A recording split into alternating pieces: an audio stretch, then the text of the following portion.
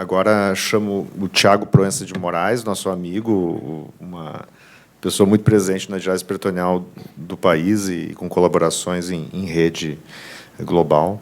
Professor e pesquisador do Programa de Pós-Graduação em Ciência de Saúde da PUC do Paraná, coordenador do Comitê de Diálise Peritoneal da SLAM, coordenador do Comitê de Estudos Internacionais da ISPD e coeditor-chefe do Brazilian Journal of Nephrology. Então, a palavra. Obrigado, Dirceu. Obrigado ao comitê organizador pelo convite. Eu vou ter, então, a oportunidade de conversar um pouquinho com vocês, assim, ainda que o intervalo seja relativamente curto, assim, sobre um tema que é um tema que está em voga em diálise peritoneal e que vocês vão ver no final, assim, e vão entender que a gente tem algumas coisas em comum entre o que a Viviane falou e entre o que o Tarcísio falou, e a gente pode explorar isso dentro desse contexto, que é a diálise incremental. Né, para aqueles que são mais novos, assim, talvez já tenham ouvido falar ou estão tendo contato pela primeira vez com diálise incremental agora. Os mais antigos, né, provavelmente já fizeram diálise incremental de alguma maneira, e vocês vão ver que é uma terapia, que é um conceito, na verdade, que a gente tem, que é flexível, então isso ajuda bastante, mas, por outro lado, é o que traz um dos maiores desafios para nós, é a gente entender, dentro dessa flexibilidade, como que eu padronizo uma diálise peritoneal incremental. Então, a diálise peritoneal incremental, ela, na verdade, nada mais é do que a gente se apoiar em cima da diurese residual do paciente, que fornece um clearance ainda razoável de grandes partes de soluto de molécula pequena e média, e faz com que a gente consiga iniciar a terapia do paciente com uma quantidade total de diálise menor do que aquela tradicional. A gente não engessa a terapia como a gente fazia quando eu comecei, que se APD eram sempre 4 trocas por dia, e a diálise peritoneal automatizada tinha sempre mesmo aquele dentro de protocolo. Recentemente, então, nessas mudanças de diretrizes que a gente teve dentro da ISPD, o nosso grupo se dividiu entre vários membros, e o Peter Blake, que eu creio que boa parte de vocês conheçam, se não conhecem, com certeza conhecem o Dalgirdas, e vão ver que está lá Dalgirdas e Blake, ele é o cara que faz o APD lá. Ele e o Simon Davis, então, ficaram responsáveis por revisar e fazer um documento que está citado aqui embaixo sobre o que é a diálise peritoneal incremental e como é que a gente pode fazer ela na nossa prática. Então, é uma modalidade, na verdade, uma maneira de se fazer terapia, em que a gente vai aumentando progressivamente a dose da diálise ao longo do tempo. Dá para ser feita de várias maneiras. Então, essa flexibilidade que eu comentei no começo, que ajuda muito nós a prescrever uma diálise, e que pode trazer, ao mesmo tempo, então, a dificuldade de dizer ou de comparar os meus resultados com a literatura internacional, que é uma briga grande que a gente tem para poder saber se o que a gente está fazendo ela é bem feita ou não. Por exemplo, ali, você pode fazer uma CAPD com menos do que 4 trocas por dia. Eu tenho paciente que faz 2 trocas por dia, está muito bem, obrigado, há quase 1 ano. Tá? Eu tenho pacientes que podem fazer, por exemplo, CAPD com menor volume, mas vocês vão perceber que isso não é um grande apelo. Né? Se o paciente tiver que fazer as mesmas 4 trocas, em geral, para ele, tanto faz fazer 2 litros ou 1,8. O trabalho é o mesmo. NIPD, que é a diálise noturna intermitente, com a cavidade seca durante o dia, é algo que a gente sempre fez. Eu aprendi lá com a Margarete, quando comecei lá atrás, que eu poderia começar uma intermitente com a cavidade seca. Não deixa de ser uma maneira de eu preservar o peritônio do paciente à exposição de soluções que são tratadas ou consideradas bioincompatíveis. Tá? APD com volume reduzido, e talvez dentro da automatizada, o que é mais interessante, talvez, para o paciente, é você permitir com que ele faça menos dias na semana. Ele faça diálise, por exemplo, de segunda a sexta, e você libere ele no final de semana, mas, para tudo isso, eu preciso, na verdade, de uma boa diurese residual. Aquele paciente que vem da hemodiálise anúrico, esse cara é o cara que, infelizmente, eu não vou ter como tratar ele com uma diálise incremental. Só para deixar claro para vocês, a incremental ela não é um início precoce de diálise peritoneal. Tá? Então, a gente tem dados, inclusive já publicados no New England, que mostram que não adianta você começar mais cedo, quando o paciente tem mais diurese residual, que isso não vai melhorar, na verdade, os desfechos clínicos dessa população, e ela não é uma dose subótima, porque eu estou considerando diurese residual mais o que eu consigo de remoção de soluto com a diálise peritoneal. Então, esse é o trabalho que eu comentei com vocês, do New England, publicado aí já há mais de 10 anos, 13, na verdade, que mostra, né, que os autores tentaram, na verdade, randomizar 2 grupos de pacientes para definir qual seria o melhor momento para iniciar a terapia renal substitutiva. Né, se é um paciente que tem ali 5, 6 ml por minuto versus um paciente que tinha lá 8, 9 ml por minuto de taxa de filtração glomerular. Os senhores podem observar ali, pelo hazard ratio, que não teve absolutamente nenhuma diferença entre os subgrupos, ou seja, se eu consigo manejar esse paciente em relação à hipervolemia, hiperpotassemia, sintomas urêmicos, sem terapia renal substitutiva, eu posso postergar esse início sem ter grandes malefícios para o paciente. Muito bem, a outra coisa que mudou, fez a gente mudar aí nesse direcionamento, foi a visão que a gente teve recentemente, vários de vocês já tiveram, que era aquele paciente que a gente mantinha a nossa terapia de diálise peritoneal baseada em cima de KTV. Tá? Sendo que o KTV que a gente faz, ele é baseado simplesmente em cima de uma molécula pequenininha, que é a ureia. Então, era comum a impressão de que pacientes com bom KTV tinham sintomas urêmicos e outros que eu tinha pacientes com KTV peritoneal ruim e que estavam muito bem clinicamente. Então, a ISPD ela se juntou com pessoas do mundo inteiro e escrevemos essa diretriz que está resumida aqui e que traz para nós um conceito mais amplo. Eu deixo de focar em cima do KTV e passo a olhar no bem-estar do paciente, obviamente, sem esquecer de parâmetros clínicos e laboratoriais. E esse contexto, como um todo, é que passa para nós, então, o conceito de adequacidade. Então, a gente só evitou usar o termo adequacidade nessa diretriz porque ela remete ainda ao KTV. A gente espera que as novas gerações esqueçam de KTV ureia, quando eu falar em adequacidade no futuro, mas e aqui dentro eu tenho, então, a questão da diálise incremental.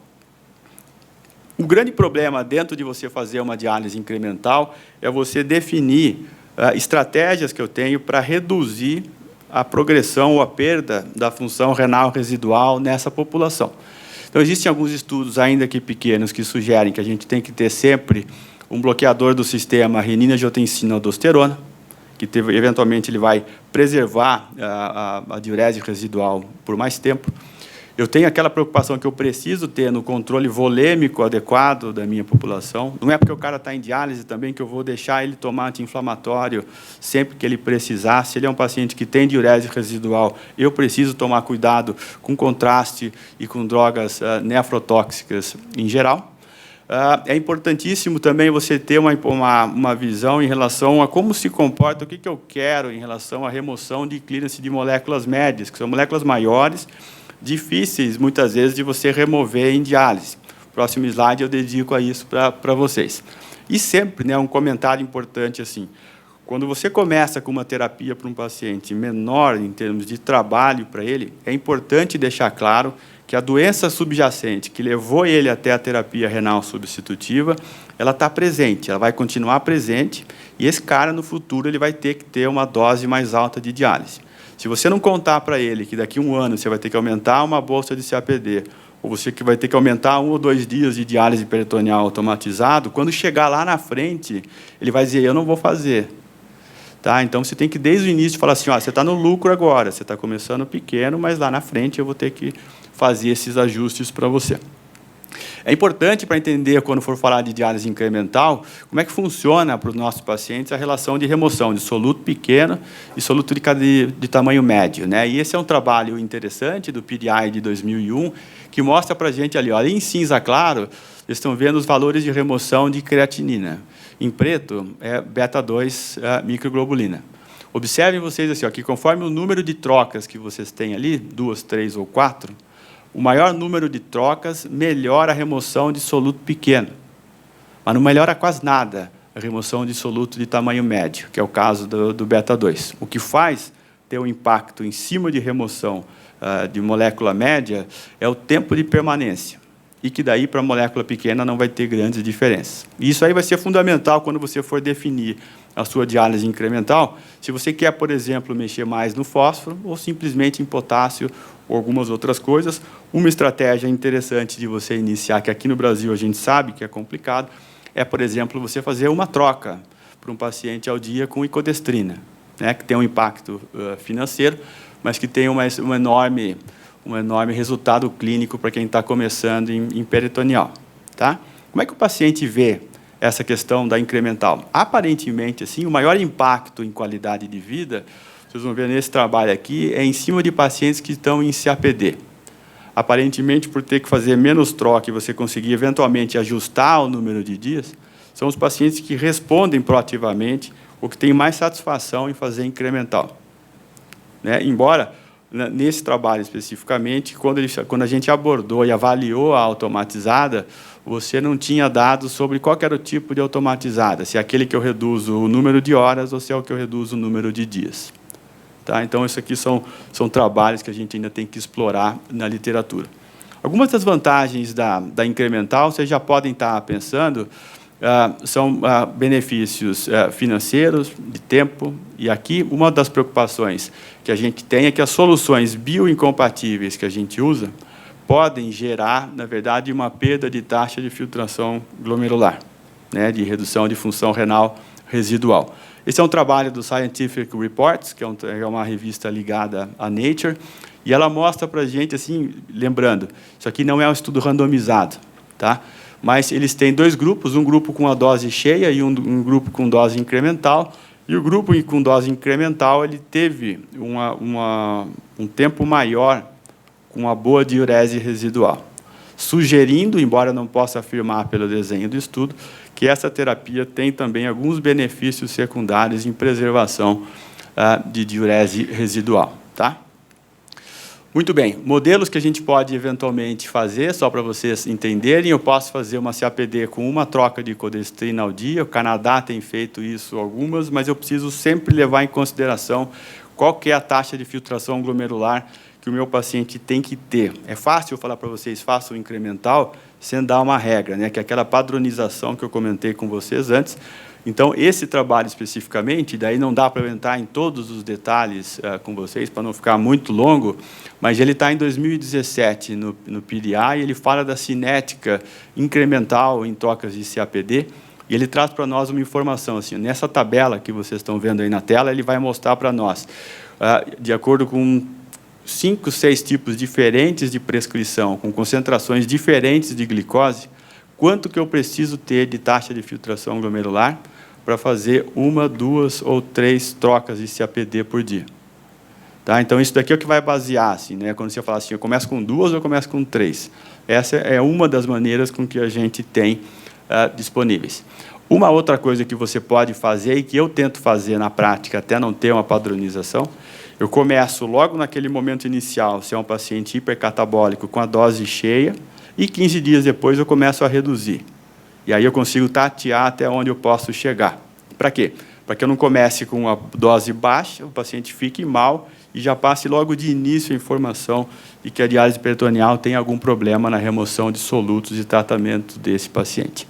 Para terminar, então, os benefícios que a incremental ela pode ter, além de clínico, como eu comentei, da diurese residual, tem, obviamente, a questão econômica que a gente precisa discutir, né? O Tarcísio, por exemplo, deixou isso bem claro, mas hoje, por exemplo, no pacote que a gente paga, é um valor fechado, independente se o meu paciente vai fazer incremental ou não.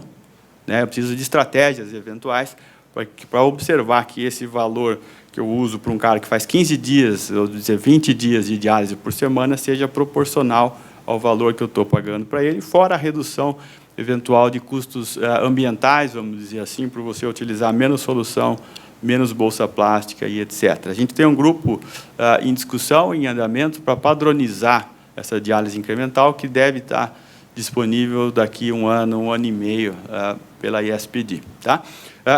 Agradeço, então, mais uma vez pelo convite, fico à disposição depois para qualquer pergunta e comentário, e obrigado pela paciência.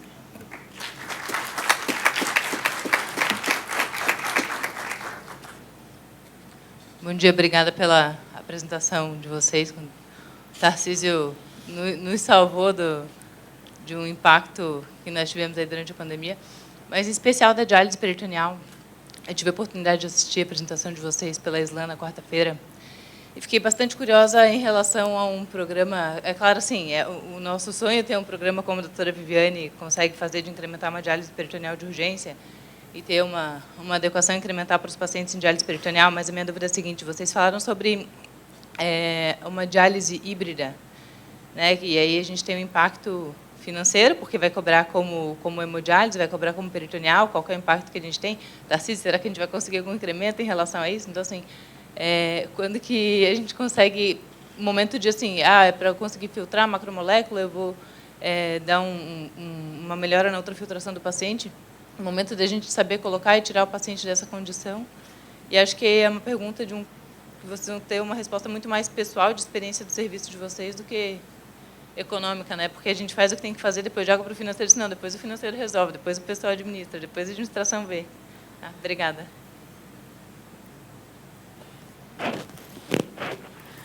Então, tudo bom, Miriam? Obrigada pela pergunta. Diálise híbrida, né, para quem não sabe, é você colocar o paciente em diálise peritoneal e fazer algumas sessões associadas de hemodiálise, né? O que a literatura fala é que realmente está mais indicado para aqueles pacientes que já não têm mais função renal residual, né? Que às vezes a gente sabe, mesmo os pacientes em diálise peritoneal, a dificuldade que a gente tem, inclusive, para migrá-los da diálise peritoneal para hemodiálise, porque eles têm muita dificuldade de aceitar. Então, seria realmente, né? Na nossa prática, a gente não faz, tá, Miriam? Justamente porque esbarra nesses entraves de quem vai financiar, né? E, na nossa realidade, a gente tem aí em torno de 95% dos pacientes fazendo terapia renal por suporte financeiro do SUS, né? Então, é mais difícil ainda você conseguir as coisas no Sistema Único de Saúde.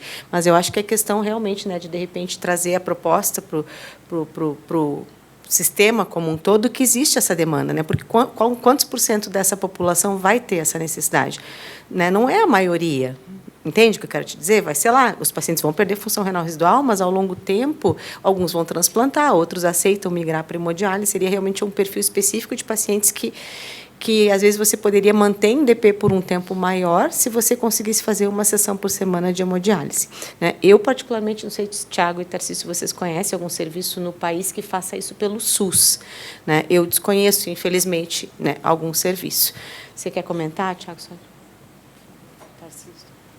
Não sei, Tarcísio, também, se do ponto de vista econômico existiria alguma viabilidade com justificativa conseguir o financiamento disso.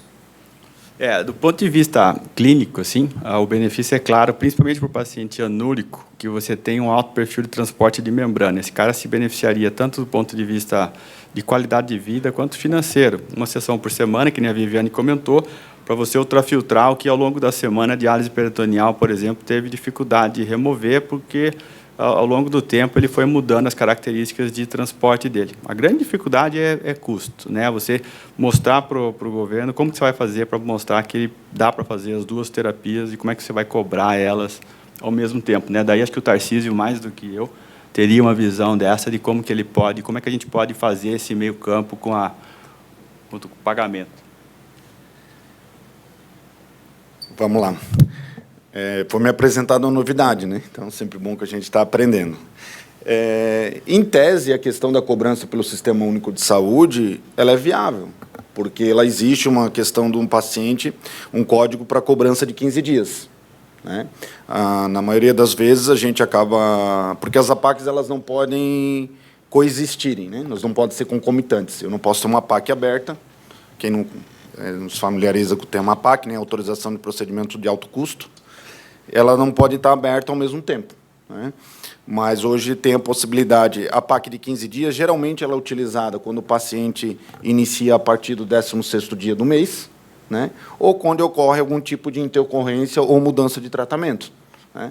Então, não teria problema nenhum no mês, só que o que acabaria gerando é um maior custo de burocracia, talvez, né, sensibilizar também o Sistema Único, explicar para os médicos autorizadores. Por isso que eu acho que é muito importante essa ponte com a gestão pública, cada vez maior, na sensibilização disso.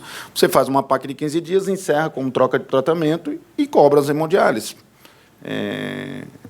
A questão da cobrança, e, em tese, a gente fazendo hoje contas, se você está falando aqui para mim, em 3 sessões de hemodiálise. 4 sessões por mês.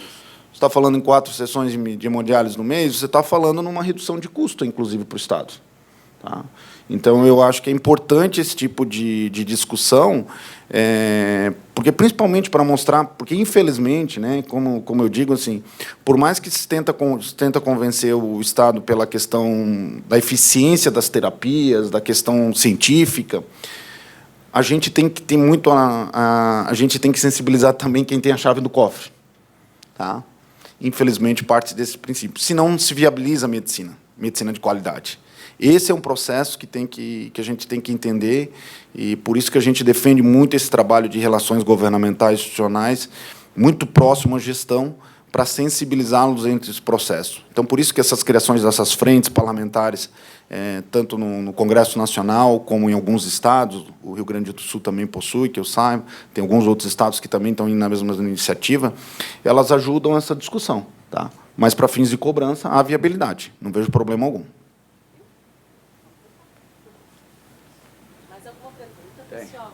Tem o Renê, tem uma pergunta ali. Bom dia a todos, aqui é o Renê de Curitiba, né? Vice-presidente da Sociedade Paranaense de Nefrologia.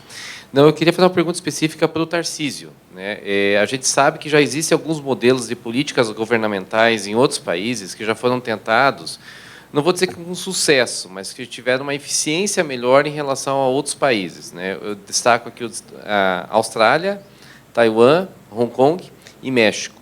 Se existiria a possibilidade, como é que a gente pode pensar do ponto de vista de articulação associativa, de como que a gente pode militar para a gente fazer esses processos e políticas governamentais pró-ADP, elas possam prosperar aqui no país. Então, seria essa a minha pergunta. O primeiro ponto que eu acho que é essencial, e eu acho que a gente tem que fazer uma meia-culpa como especialidade, é a questão da união. Tá? Eu acho que tem que ter uma união dos serviços, como o nosso lá em Santa Catarina, a gente conseguiu unir os 28 serviços que prestam atendimento para o Sistema Único de Saúde, ou seja, corresponde a 95% dos pacientes a gente atende no Estado, e a gente conseguiu estabelecer uma régua de relacionamento, que a gente chama. Isso dá trabalho, né, como a doutora Viviane falou, né, é árduo, mas o resultado ele é positivo. Eu vejo, sim, uma viabilidade, e, principalmente, a hora que a gente conseguir concluir o estudo, que é o que a gente já está trabalhando, mostrando a questão financeira desses pacientes, criar indicadores que demonstrem para eles a eficiência, por exemplo, aumentando o número de pacientes na lista de transplante, você está tirando ele da terapia, reduzindo esse tempo, ele se torna, em vez de um sujeito passivo, ele vai se tornar um sujeito ativo. Né? Então, esse tipo de iniciativa, né, que me surpreendeu hoje, eu não conhecia realmente, é algo que dá para demonstrar que a gente está reduzindo o custo, mostrando o custo do paciente internado, né, abrindo a caixa preta do Estado e mostrando que o custo deles é muito maior que o nosso. Por exemplo, em Santa Catarina, nós chegamos a uma sessão de hemodiálise, no Estado, por cima, R$ 635 de custo do Estado. Então, o Estado complementa com 61%, né? 10% do que ele tem de prejuízo. Né? A diálise peritoneal, por exemplo, na questão do governo, ele não paga a tabela SUS para as fornecedoras, está pagando tabela Brasíndice. Né? Então, a economicidade, eu acho que a gente tem que partir muito para isso, para demonstrar essas práticas e que a gente também está preocupado com a questão do financiamento do tratamento. Porque se eles olharem só um número e eles não verem que isso lá na frente tem um ganho significativo, não vai ter investimento. Obrigada, então, Tarcísio.